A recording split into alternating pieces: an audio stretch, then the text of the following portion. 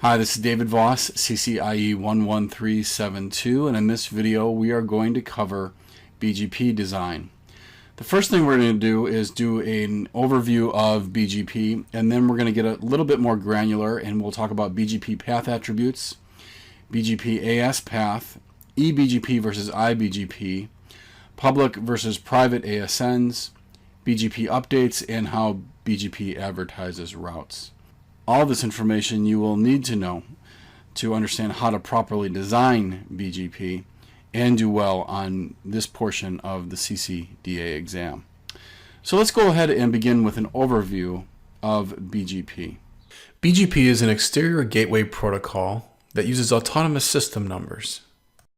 It uses TCP 179 to communicate between neighbors. And it really is a protocol that requires manual configuration for almost everything. It doesn't really do anything unless you tell it to do it, which I really like about the protocol. Now, it uses path attributes, which are key in decision making on choosing best route. So path attributes define information about a path, but also this information can be used to help decide upon the best path. And we will draw that out in a minute here so you can understand that better. Now, regarding BGP path attributes, there are some that you absolutely have to know and memorize. The first is weight. Weight influences a best route for the local router, and obviously it's manually configured. Local preference influences the best route for all routers in an autonomous system, so this is a shared attribute. AS path lists the number of autonomous system numbers in the path, and this can be manipulated. Origin is a value implying if the route is from an IGP or an EGP. And then finally, the MED, which can influence the best route for routers in another AS. So you can influence traffic flows into your AS by sending out the MED to other routers. So here you can see we have two routers that are in autonomous system 700. And then upstream, we have another router in autonomous system 140 and autonomous system 87. So here you see there are 4 hops. But as far as BGP is concerned, it's just counting ASs. So it counts 1, 2, 3 ASs. The AS path is 700, 140, and 87. Why is this important to know? Because here's another flow that has 2 routers in AS700 and then 1 router in AS87. Now, according to this path, there's just 2 ASs. That would be the preferred path. It's critical to understand that BGP is concerned about AS path and not so much about hop count. AS path is a key attribute to understand. Now, internal versus external BGP. iBGP is something you would run basically interior to your company. It's BGP connectivity within the same autonomous system. In this, routers do not update AS path. Normally they should never have to because you're running the same autonomous system. And in iBGP, things should always be meshed. Routers should always be fully meshed. And there are ways you can get around this, and we'll talk about that in a little bit. Now, eBGP is external connectivity to other ASs. And routers do update the AS path in those cases.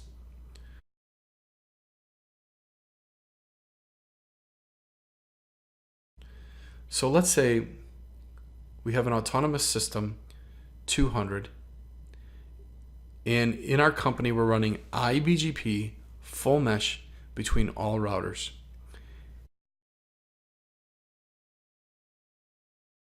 And let's say we have connectivity to 2 upstream providers.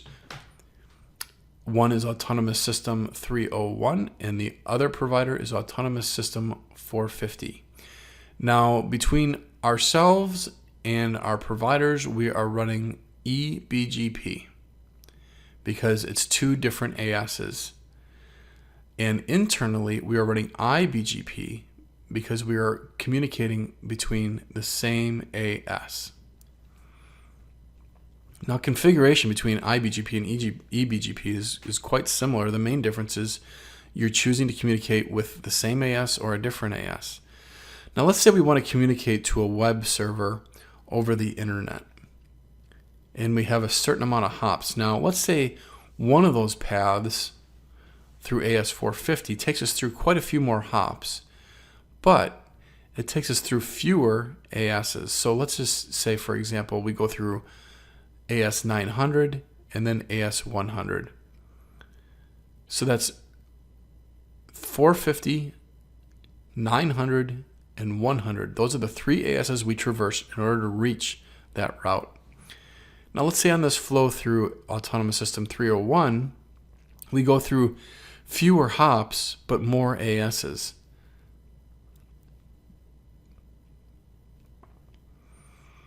Now, even though there's fewer hops, because there are more ASs, we're not going to prefer this route. There are 5 ASs in this path. That is not going to be preferred to the other path, which has only 3 ASs. So we're going to choose that path. We'll choose the 3 AS path.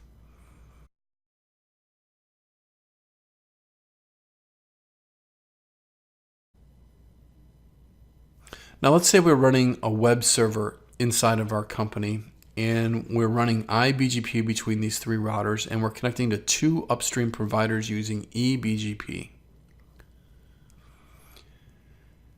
And let's say we have users on the internet who are trying to get to this web server. We can manipulate the AS path attribute in BGP to make them prefer one path over the other. And the way we do that, now let's say our autonomous system is 50, we can manipulate the AS path attribute by adding to the AS path on one of our links. So, for example, the users know that they can reach the web server via one AS. Well, we're going to increase that on the top router, and we're going to manipulate it manually and add our AS over and over again to the AS path attribute. And the users, as far as BGP is concerned, that now is a longer path, and therefore the users will prefer the bottom path because it's only one hop, one AS hop. Now, if that router were to fail, users would then prefer the other path. So you see, you can manipulate traffic flows that way. Now, you need to understand the concept of public and private ASNs, and this shouldn't be foreign to you because you understand public and private IP addressing. So autonomous system numbers are chosen from this pool, and you can use them for private use or public use as need be, but you should be aware of that chart. Now, regarding BGP updates that we receive from neighbors, you can receive from your provider a default route only, which many people do. Or you can receive a full BGP routing table. That is literally every route that's available on the internet. Or you can receive just partial updates, and that is maybe the provider knows about certain routes via a better path than most other providers. You can just receive a partial update from your provider. So you should know that you can receive those 3 different types of updates. That should be known for your CCNP route exam. Now, regarding advertising routes, advertising BGP routes can be done 4 ways, either through the manual network command, redistribution of BGP into IGP, or propagation of existing BGP routes, or again, manually using the aggregate address command. Maybe the best way to explain these is to simply draw it out. Now imagine we have a router with an iBGP connection and an eBGP connection to an upstream provider. So there's our eBGP connection, here's our iBGP connection, and we're autonomous system, let's say 400. So on a router, we can advertise in 4 different ways. We can manually specify the network we want to advertise by literally typing it in, network 10.10.10.0 or network 198.110, and we can forward that via iBGP and or eBGP. The other way is we can learn routes via BGP and redistribute that route into, let's say, an interior routing protocol. Let's say if we're running OSPF, we can take the routes we learn from our eBGP neighbor and redistribute them. The other way is to simply pass the routes we're learning from our eBGP neighbor via BGP internally to our iBGP neighbor. So that's just forwarding the information on. And finally, we can again manually set an aggregate address on the router, and that's a manual configuration to aggregate some of the routes, and again, that can be advertised out either way.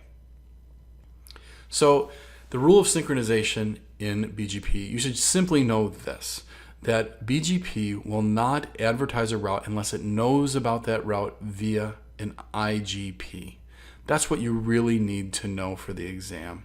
Now you can disable this by typing no synchronization on your router, and then it will simply forward routes that are not in the IGP.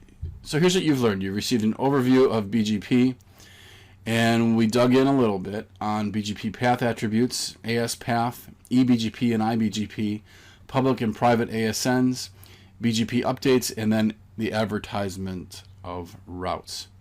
All of this you will need to know for your CCDA exam, and if you master this material, I'm confident you will do very well on this portion of your CCDA exam. Good luck in your studies.